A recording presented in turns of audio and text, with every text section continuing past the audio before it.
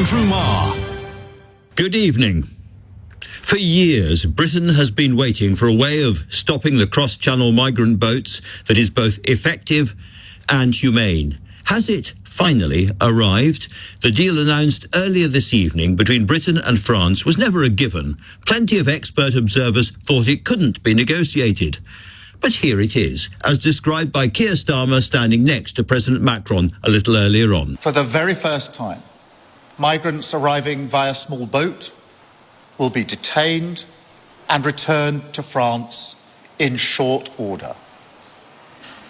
In exchange for every return, a different individual will be allowed to come here via a safe route, controlled and legal, subject to strict security checks, and only open to those who have not tried to enter the UK illegally. This does feel like a real step forward, but we can't yet know whether it will actually work, because that depends upon how powerful the psychological deterrent actually is for determined and desperate migrants. The numbers are small to start with. Few great struggles were overcome with a pilot scheme.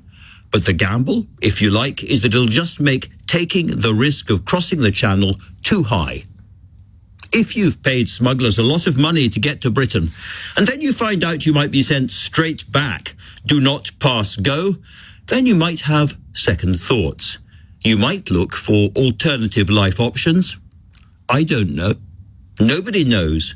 What I do know is that channel migration has been a running sore in British politics for years, helping to upend almost everything. It has been the subject of passionate argument at Westminster and around the country, at elections and between elections. It's been a big driver of support for Nigel Farage and reform, now, according to the pollsters, Britain's most popular political party.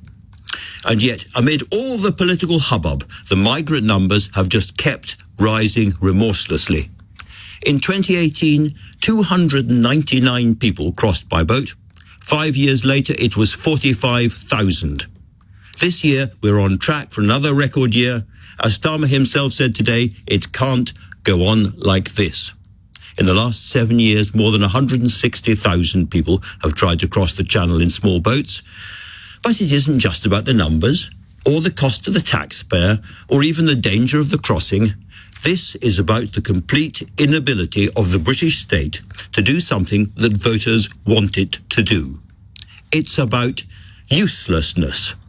And if Keir Starmer fails with this new scheme working with the French, then he and his party will pay a very, very high price.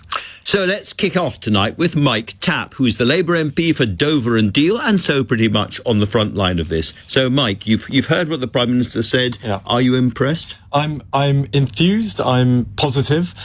We've obviously had a tricky challenge here. We did inherit, as you pointed out, really there, pretty much open borders with that massive increase since 2018, and we've got to accept that there's not one bit of policy that will fix this. So you combine it with record deportations, processing up by 50%, the establishment of the Border Security Command, bringing in counter-terror powers, obviously still going through Parliament, and now this deterrent. So if you're sat in Calais, you're thinking £6,000, up to £6,000 to cross, which is expensive, particularly for these people. But hey, I might end up going back, then you might well think twice. And as you pointed out there, we don't really know the impact yet, but I think it's a positive move. So in a sense, it's Labour's version of the Rwanda scheme. It's meant to be a deterrent. It's meant to make people think twice. Yeah, deterrents are really important, but it has to be a credible deterrent. And, going to Rwanda at that cost wasn't credible. But if we can return, high-ish numbers, then it does start creating that. I compared it earlier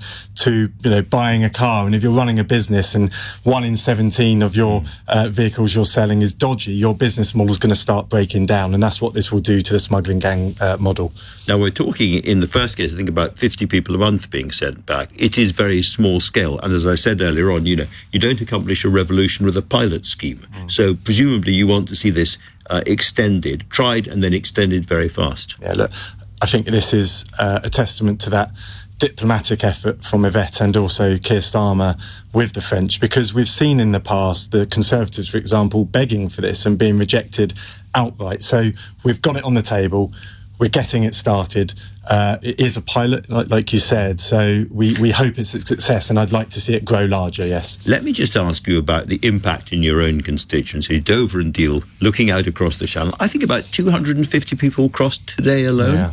Yeah, I mean, it's changed. It used to be that these dinghies would come up onto the beaches and then people would flee, often handing themselves in to get into the system, but often not. Now we know that they are all intercepted because of that improvement in technology, radar, etc. But it's still completely unacceptable where we're at. And a lot of my constituents are worried about the rules being broken. You know, these are hard-working people who don't like seeing almost queue jumping.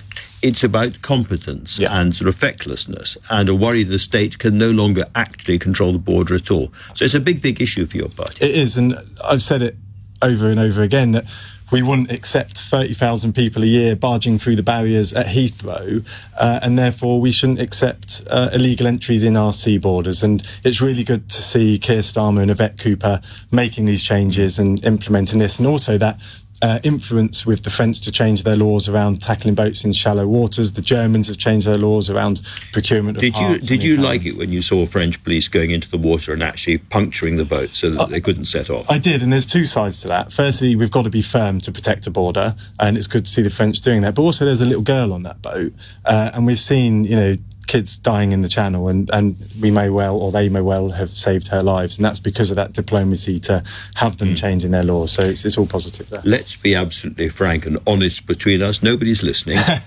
If you don't get this sorted, your party will lose the election. I think that obviously we're talking about the threat from reform here. It's a complex threat, and you know, we've got to deliver on the NHS. We're already bringing waiting times down, get those 13,000 coppers out on the streets, make sure that the economy does continue to improve, so that people are feeling. It's about feeling it.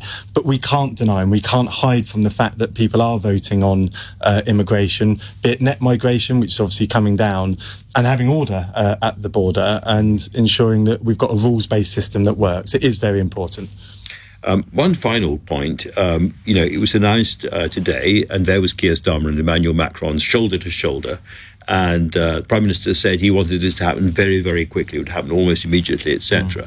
But actually, there are court challenges ahead, both here and in France and at the EU level. This might not happen in the way that it's been promised. That would be a huge kind of embarrassment, even a humiliation for the Prime Minister and the government if this now doesn't actually happen. Well, let's hope that we push that through, and we're legislators, not lawyers, so we mustn't let the law stand in the way of doing the right thing, and this is the right thing.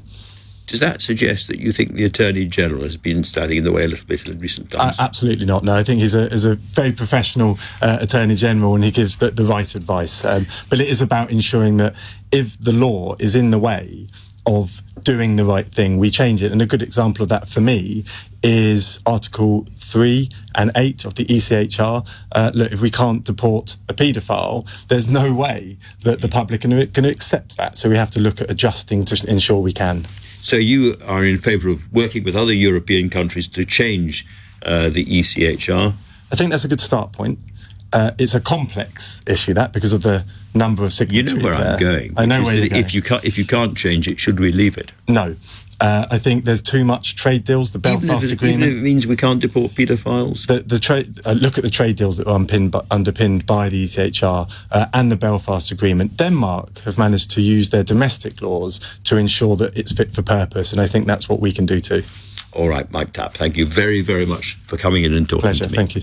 And now to Lord Peter Ricketts, the former National Security Advisor and also our former ambassador in Paris. Peter, very good to have you on the show again. What did you make of this agreement? Lots and lots of warm words on both sides, but do you think this is one that will stick? Because, as I said just now, lots of legal challenges too. There are indeed, Andrew. Could I just first of all take exception with your statistics at the beginning? Yes, the numbers of small boat crossings have gone up, but when I was ambassador in 2015, there were thousands of migrants jumping on lorries and hiding in camper vans and jumping on trains. So this has been going on for almost 2 decades, really, since David Blunkett closed down the Songat camp in the early 2000s. And this is a step forward, definitely. I mean, you can say a breakthrough. British governments, ever since we left the EU, have been trying to persuade France to adopt a returns policy. This is the first time they've done it. It's not going to be a night and day change to the position, because it's only going to be small, even if it builds up beyond the initial pilot scheme. But it is certainly something the government's wanted to do. As you rightly say, it is not a done deal yet. I've been squirreling in the detail of the written declaration they put out, and there's quite a significant sentence that says it'll be finalised subject to completing prior legal scrutiny in full transparency and understanding with the Commission and EU member states. And we know that quite a lot of EU member states have got a problem. So there's still a hoop to be jumped through by the French with the EU, and conceivably also legal challenges, as you were saying, in the UK. So I don't think it's for sure that they're going to start very quickly, but it is an important signal of determination by the two of them, the determination they've been communicating, transmitting all the way through this summit. And so, we've certainly had a step forward here. That was a very important point you raised just now about the other European countries, particularly the Mediterranean southern countries. Can you remind people listening why they might have a problem with this deal? Well, first of all, this is, of course, a much wider problem than just the UK. We have the numbers you've been talking about, but countries of the Mediterranean, Italy, Greece, Spain, they have hundreds of thousands of migrants arriving across the Mediterranean. France, I think, gets over 100,000 a year as well. So this is part of a wider problem. And I think what the Southern Europeans are worried about is if the idea starts that you can return migrants to the country they've come from, well, quite soon EU member states will be trying to return tens of thousands of migrants to Italy, Greece and Spain. And so you can understand that they're worried about that. They think they already take, a far greater share of the burden than they should, and they see this as a slippery slope. But one of the points you hear from some of the Mediterranean countries, and indeed from President Macron, is that an awful lot of the people arriving in the southern borders of Europe are indeed heading for Britain because we have a system, an economy and a legal system which makes it relatively easy to find work in the black market or the grey market and get access to housing and free healthcare and the rest of it. And when President Macron said quite openly to Keir Starmer, do you know what, you guys have got to get your house in order, you've got to be less of a magnet for migration. Do you think he had a point, and do you think this is a big issue for the British government? Again, it's not a new point. It's been the, what migrants say, the myth, if you like, that you get to a kind of El Dorado if you can cross the channel to the UK. Partly it's about language. They find it easier, I think, to integrate into an English-speaking country, partly because there isn't the mandatory ID card system. And yes, there is the idea that, the black market is easier to get into. You can disappear into the undergrowth in London and work. Now, whether or not that's true, that is certainly what I think has gone down the social media lines in the migrant routings, and British governments have been trying to get ahead of that and have never been able to do so. So this is part of beginning to show, I think, that Britain is a much tougher country for migrants to get to, and even if you get to, you might find yourself being deported from. And so, yes, the messaging is important here, perhaps, as the actual numbers being returned.